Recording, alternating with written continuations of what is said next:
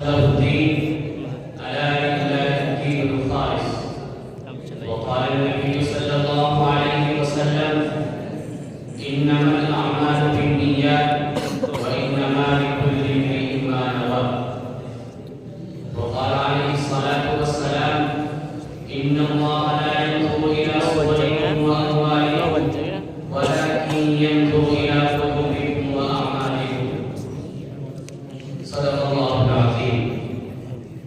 جو بندہ خدا خیش آنند پاید کے بدست خدا نہ داند.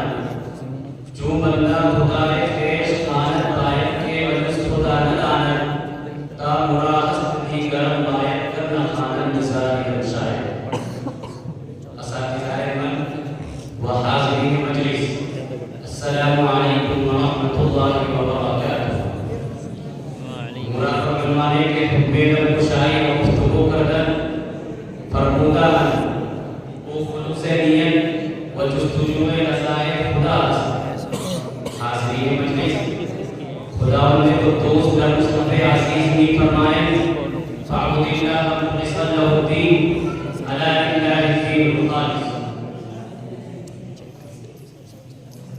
یعنی عبادت حق تعالی کا طریقے خود کہ بندگیت خاص نورا باشد. مقصد سخنینت کہ من و شما کار خیر و ارادہ اصول و رضائے حق سبحانہ و تقدس انجام دہیں.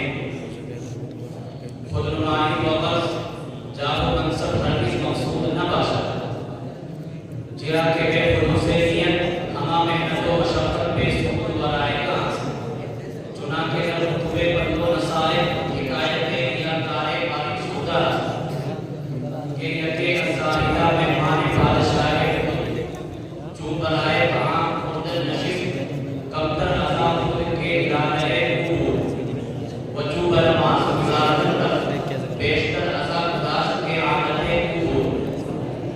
بسر گاشت صاحب فراست گفت اے بدر چیادر مجلس سلطان طعام نامودی.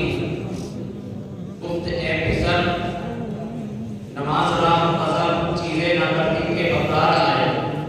جے خوش گفت سالی کہ درسل نہ رسی بقابا اعرابی کہ درسل نہ رسی بقابا اعرابی کہ این راہ کہ تو بھی نبی بطرکستان.